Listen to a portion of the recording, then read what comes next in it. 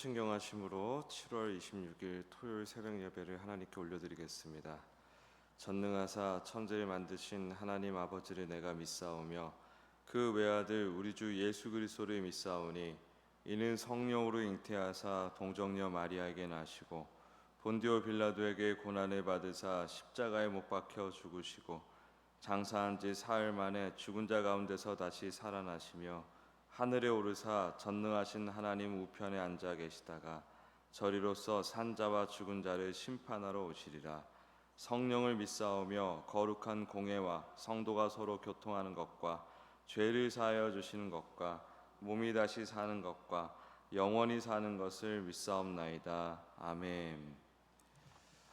찬송가 200장 올려드리겠습니다. 찬송가 200장입니다.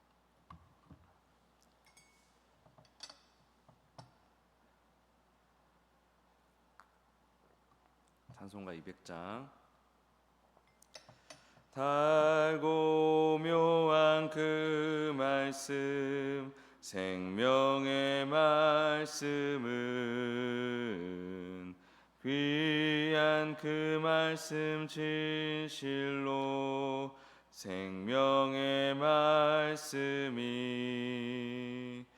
나의 길과 믿음 밝히 보여주니 아름답고 귀한 말씀 생명샘이로다. 아름답고 귀한 말씀 생명샘이로다. 귀한 주님의 말씀은 내 노래 되도다. 모든 사람을 살리는 생명의 말씀을 값도 없이 받아 생명길을 가니 아름답고 귀한 말씀 생명샘이로다. 아름답고 귀한 말씀 생명샘이로다.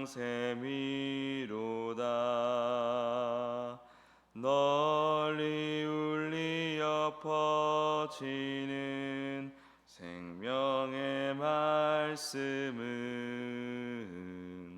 마음의 용서와 평안을 골고루 주나니 다만 예수 말씀 듣고 복을 받네. 아름답고 귀한 말씀 생명샘이로다. 아름답고 귀한 말씀 생명샘이로다.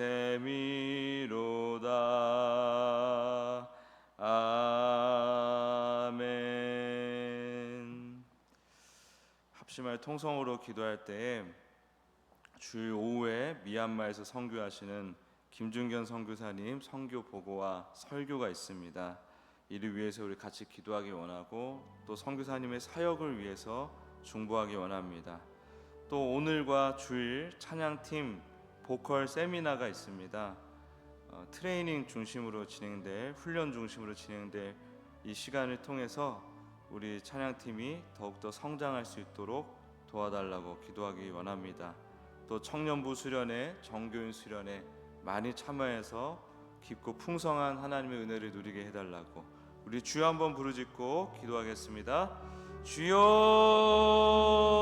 주님 감사합니다. 주님 우리 김준견 선교사님 은혜를 주시고 함께하여 주시옵소서. 선교 보고와 설교 가운데 주님 귀한 복음에 대한 도전을 허락하여 주시옵소서. 인도하여 주시옵소서.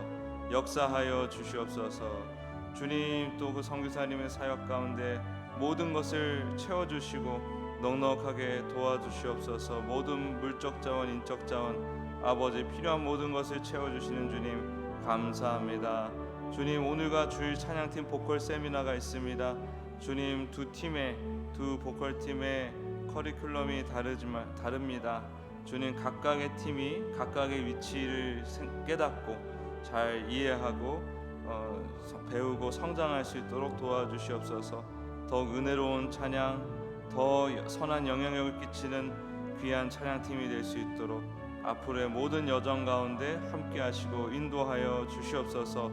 우리 청년부 수련회 은혜 주시고 함께 해주시고 우리 정규인 수련회 많은 분들 참여해서 아버지 풍성한 은혜 함께 누릴 수 있도록 도와주시옵소서.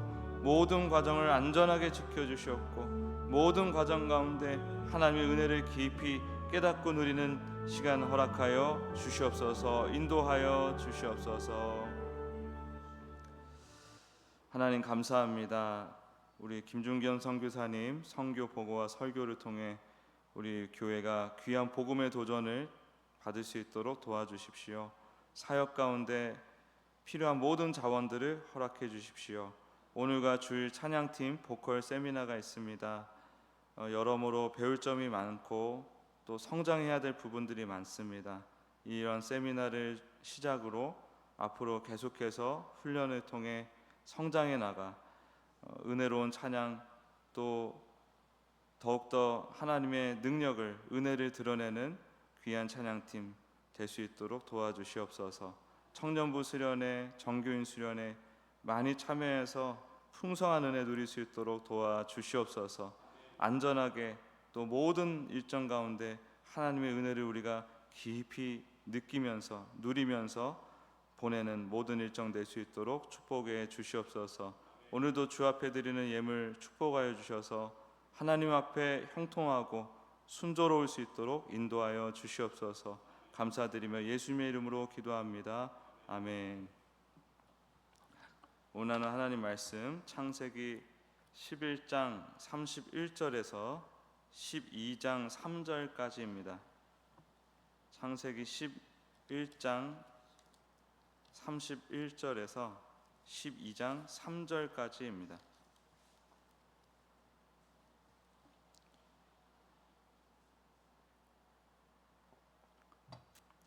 창세기 11장 31절 같이 읽겠습니다. 시작. 데라와 그 아들 아브라함과 하란의 아들인 그의 손자 롯과 그의 며느리 아브라함의 아내 사레를 데리고 갈대아인의 우르를 떠나 가나안 땅으로 가고자 하더니 하란에 이르러 거기 거류하였으며 데라는 나이가 205세가 되어 하란에서 죽었더라. 여호와께서 아브라함에게 이르시되 너는 너의 고향과 친척과 아버지의 집을 떠나 내가 내게 보여줄 땅으로 가라. 내가 너로 큰 민족을 이루고 내게 복을 주어 내 이름을 창대하게 하리니 너는 복이 될지라. 너를 축복하는 자에게는 내가 복을 내리고 너를 저주하는 자에게는 내가 저주하리니 땅의 모든 족속이 너로 말미암아 복을 얻을 것이라 하신지라. 아멘. 저는 오늘 이 본문을 가지고 아브라함의 하나님을 주목하라, 아브라함의 하나님을 주목하라 라는 제목으로 말씀 증거하기 원합니다. 오늘 본문은 데라가 그의 가족을 이끌고 가나안으로 향하다가 하란에서 멈추어 죽음으로 끝나는 그의 여정이 끝나는 장면을 보여줍니다. 바로 그 지점에서 하나님께서 아브라함에게 나타나 말씀하시죠. 너는 너의 고향과 친척과 아버지의 집을 떠나 내가 내게 보여줄 땅으로 가라. 인간이 주도하던 계획이 완전히 멈춘 곳에서 비로소 하나님의 계획이 다시 시작이 됩니다. 우리는 아브라함의 삶을 믿음의 여정이라고 부릅니다. 믿음의 또 조상이라고도 우리가 부릅니다. 그러나 자세히 들여다보면 그 속에서 진짜 이 여정의 주인공이 누군지를 우리는 분명하게 알 수 있습니다. 우리가 읽은 창세기 12장의 부르심이 아브라함을 향한 하나님의 첫 부르심이었을까요? 성경은 그렇지 않다고 증언합니다. 사도행전 7장에서 스데반은 하나님께서 아브라함에게 나타나신 때가 하란에 있기 전 메소포타미아에 있을 때라고 분명히 말합니다. 여호수아 24장 역시 하나님께서 우상을 섬기던 강 저쪽에서 너희의 조상 아브라함을 이끌어내셨다라고 선포합니다. 즉 영광의 하나님께서 우상 숭배자의 아들이었던 아브라함에게 나타나 명령하셨습니다. 갈대아 우르에 있을 때 명령하셨습니다. 너의 고향과 친척과 아비의 집을 떠나라. 이것이 바로 첫 번째 부르심입니다. 그러나 아브라함은 하나님의 명령대로 아버지를 떠나지 않았죠. 떠나지 못했습니다. 오히려 아버지가 이끄는 행렬에 합류하여 길을 떠났습니다. 이는 갓 부르심을 받은 그의 믿음이 얼마나 연약하고 타협적이었는지를 보여줍니다. 그리고 하나님을 과연 잘 알고 있었을까? 당연히 모르고 있었을 거라고 추측하는 게 합리적입니다. 하나님의 말씀을 100% 의지하기보다 눈에 보이는 아버지의 권위와 가족이라는 인간적인 안정감, 그리고 또 그 당시에 만연해 있던 그 종교심, 잘하면 상 주고 못하면 벌 줄게 라고 하는 인과율적 사고 안에서 신을 이해하는 그런 관념이 적용이 해서 불안정한 순종으로 나아갔던 것이죠. 공교롭게도 이 타협적인 여정, 이 불완전한 순종을 이끌었던 아버지 데라의 이름 뜻이 뭐냐면 지체시키다라는 뜻이 있습니다. 지체시키다. 그리고 그들이 머문 하란은 교차로라는 뜻을 가진 세상의 풍요가 오가는 번화한 도시였어요. 이 하란도 메소포타미아 문명권 안에 있는 도시였습니다. 그런데 이제 어떻게 보면 경계선에 가까운 그런 도시였다고 우리가 볼 수 있겠죠. 결국 지체라는 이름, 지체시키다라는 이름의 아버지를 따라 나선 불완전한 믿음의 아들 아브라함은 세상의 풍요와 안락함이 교차하는 하란에 머물며 추측키로는 수십 년간 하나님의 약속을 함께 지체시키고 말았습니다. 하란에서의 시간은 단지 데라 한 사람의 실패가 아니라 하나님의 명령에 온전히 순종하기를 유보했던, 계속해서 미뤘던 아브라함의 한계가 드러난 시간이기도 했습니다. 아버지 데라가 죽고 더는 인간적인 핑계와 타협 뒤에 머무를 수 없게 된 바로 그때 하나님께서 다시 아브라함에게 찾아오십니다. 이것이 바로 오늘 본문인 창세기 12장의 두 번째 부르심입니다. 이 부르심은 하란에 주저앉은 아브라함을 향한 하나님의 강력한 재촉이자 이제는 네가 직접 결단해서 온전히 떠나라 라고 요구하시는 개인적인 명령이었습니다. 하란을 떠난 후에도 그의 믿음이 하루아침에 완성된 것은 아니죠. 우리가 알다시피 약속의 땅에 이르자마자 기근을 만났고 또 그는 하나님께 묻기보다 세상의 방법인 애굽을 택했습니다. 애굽으로 바로 도망갔습니다. 그곳에서 목숨을 잃을까 두려워서 아내를 누이라 속이고 팔아먹었죠. 제가 누차 말씀드리지만 팔아먹었다는 건 말 그대로입니다. 바로가 은금 패물을 아브라함에 줬고 아브라함은 그것을 고스란히 잘 받아먹고 아내를 팔아먹은 것이죠. 이후에 우리가 알다시피 아베멜렉 왕에게도 한 번 더 팔아먹습니다. 이런 인간이 없습니다. 자기 아내를 두 번이나 팔아먹은 이런 이력은 참으로 찾기가 힘든 이력입니다. 그렇게 아내가 다른 사람의 아내가 될 뻔했습니다. 그런데 그렇게 되면 어떻게 되죠? 언약 전체가 위기에 빠지잖아요. 하나님께서 아담에게 주신 그 바락, 생육하고 번성하고 충만하라 하셨던 그것은 이제 그냥 애를 많이 낳아라 이런 뜻이 아니라 하나님 앞에 살아있는 존재로 있으라, 하나님 앞에 살아있는 존재로 번성하라 라는 뜻이에요. 이건 우리 신약교회 우리에게는 복음을 전파하라는 뜻입니다. 복음이 계속 풍성하게 생육하고 번성하고 충만하게 하라라는 뜻인데요. 근데 그러한 복이 계속해서 계승될 수 있도록 하나님께서 애를 쓰셨잖아요. 심판을 하셔서라도 그 바락, 하나님께서 주시고자 하는 그 복이 계속해서 계승되도록 인도하셨잖아요. 그 언약이 위기에 빠지게 된 것입니다. 그 아브라함이 위기에 빠뜨린 거예요. 이것이 우리가 아는 믿음의 조상 아브라함의 사실 진짜 모습이라는 것이죠. 그는 지체했고 타협했고 두려움에 거짓말을 했고 아내를 팔아먹었습니다. 그런 연약한 사람이었다는 것입니다. 그러나 이 모든 사건의 중심은 아브라함이 아니었어요. 하나님이셨습니다. 우상 숭배의 땅에서 아브라함을 먼저 부르신 분이 누굽니까? 하나님이지 않습니까? 또 하란에서 멈추어 섰을 때 다시 찾아와 여정을 이끌어내신 분도 하나님이시죠. 그리고 아브라함이 애굽에서 언약을 위기에 빠뜨렸을 때 바로의 집에 직접 개입해서 언약의 통로인 사라를 지키시고 구출하신 분도 하나님이십니다.